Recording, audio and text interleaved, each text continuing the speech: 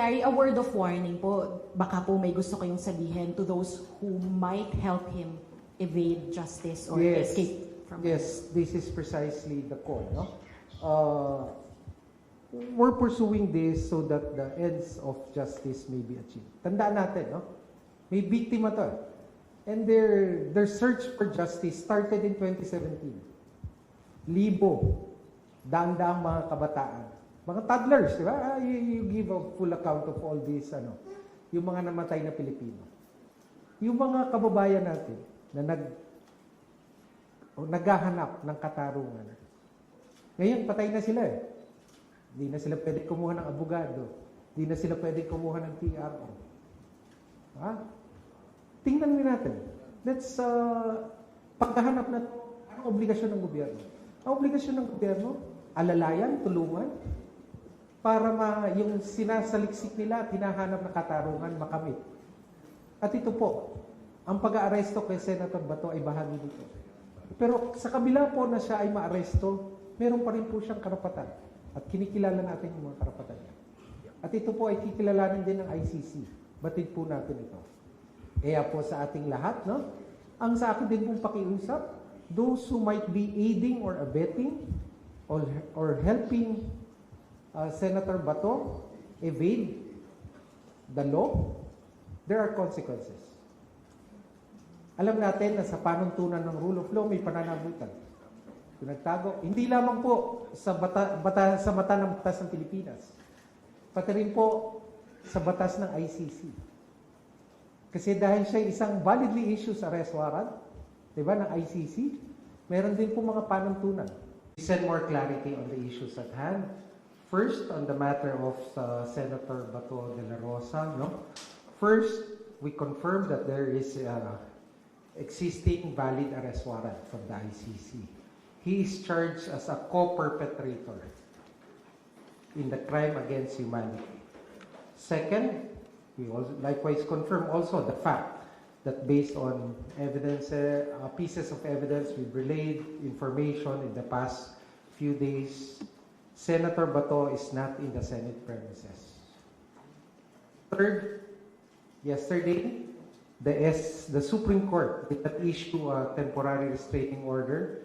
Neither was a status quo ante order was issued. But the main case is still pending with the Supreme Court. Fourth, the arrest warrant is enforceable. Based on all these four basic premises, I would like to confirm, one, the Philippine law enforcement agencies, which would include the PNP, the National Bureau of Investigation, are now tasked to effect the arrest of Senator Bato de la Rosa. Senator Bato is a fugitive from justice, and he should be brought to the ICC to face the charges before him. Okay. On the matter regarding the ongoing the panel, the investigation of the DOJ panel on the events that transpired from May 11 to May 14.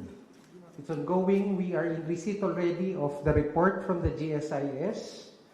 We are already also in receipt of the complete report from the NBI. The PNP asked for some time to collate, remember the press briefing I had together with General Nartates and Secretary John Bic at the Office of the President the other day. The PNP is collating all documents and will be transmitting it to us soon. Next, we also made a request to the MMDA for all footages related to, especially during May 14, after the 2:30 a.m. Apparent escape of Senator Bato from the Senate premises. Our panel also would be inspecting physically. The exact time would be either tomorrow or today. We'll be visiting GSI's premises, and there's request also for a similar visit also to the Senate premises where the event transpired. Okay, so I can take Polo, I can take one or two questions.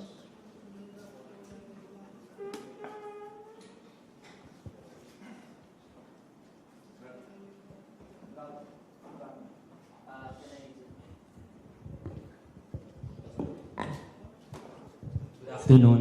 Can I stand up? Sorry. Good afternoon, Spokes. Good afternoon, Attorney Secretary Vida. Given the pronouncement you've announced earlier that you are now directing the law enforcement agencies to conduct an operation. Do you know?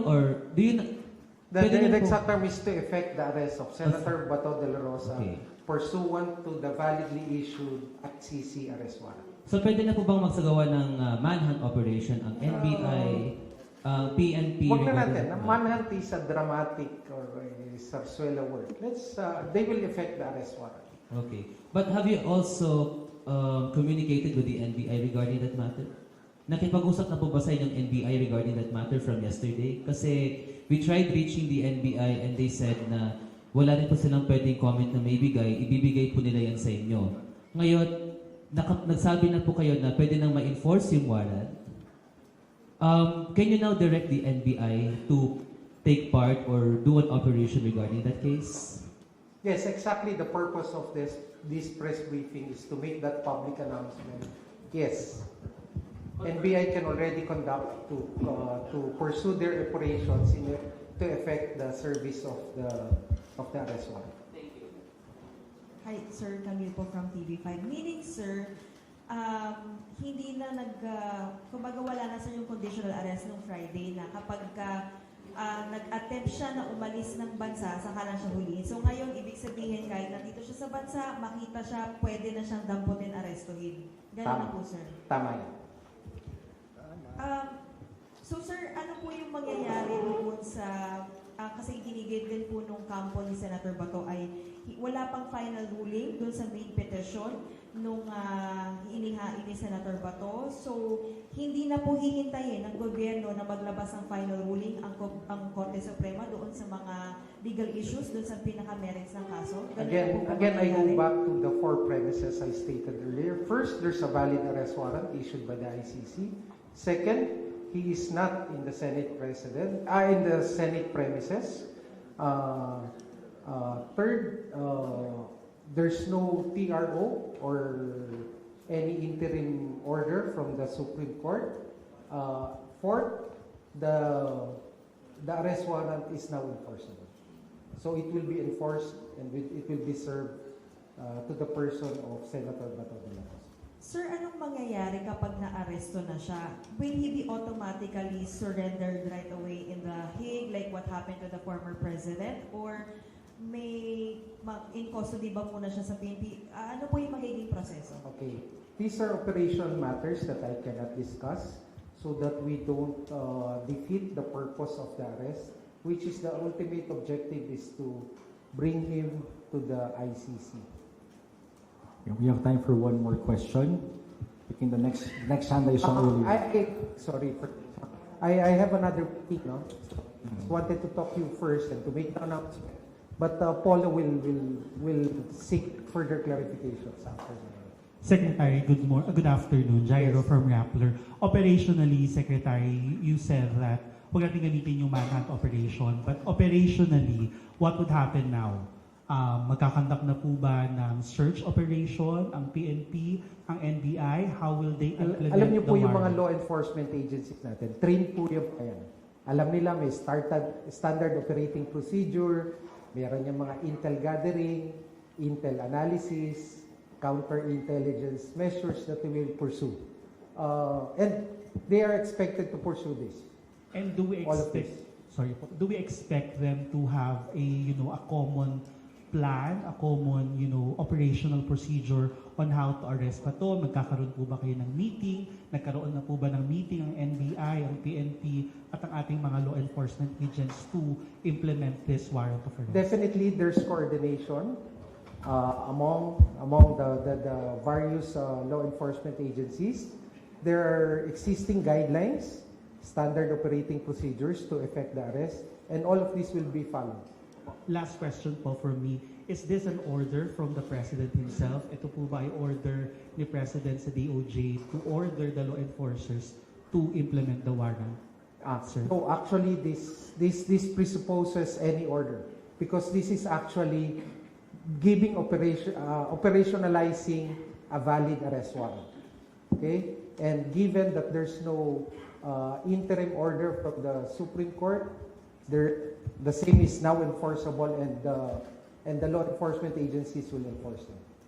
Secretary, good afternoon. Darlene po from GMA News. Sorry, We- Darlene, that was the last question. Yeah, last one. Okay. Yeah, last one. Do we have leads or information through the NBI kung nasaan ngayon si Senator Bato de la Rosa? Yes, definitely. I heard there are leads that they're working on. There are leads. As to the exact leads, I cannot discuss them. First, I'm not privy to those leads. They are available to our law enforcement agencies and to their units, and let them do their work. Timetable po, Secretary, meron po ba? Timetable, pwede ba mamaya, alauna? Hopefully, we do it as fast as we can. Secretary, a word of warning po. Baka po may gusto kayong sabihin to those who might help him evade justice or Yes. escape from Yes, this is precisely the call. No? We're pursuing this so that the ends of justice may be achieved. Tandaan natin, no? May biktima to.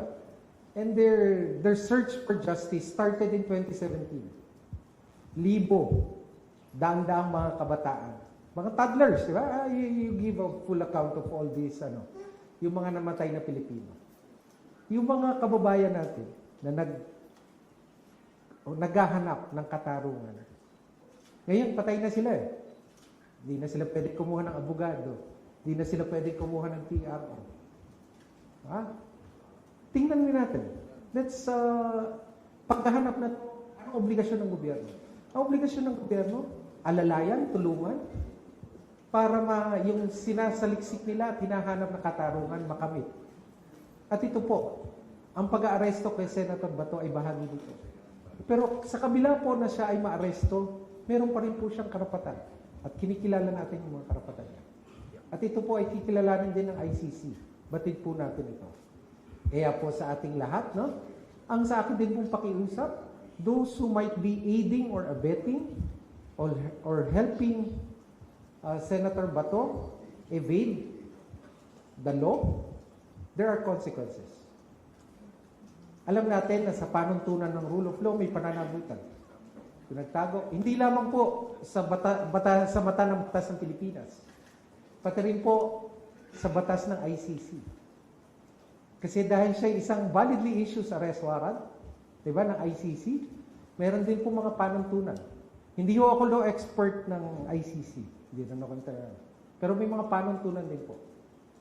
Na pag meron kang ginawa para masawata ang maayos at matiwasay na pagsisilbi ng isang arrest warrant, may pananagutan ka rin. Diba? Kaya nananawagan po tayo. We need a closure on this one. Okay? So, ito na lamang po. Ay maraming salamat po sa inyong pakikinig. I think Polo would ably answer your clarifications. Maraming salamat. Magandang hapon sa inyong lahat.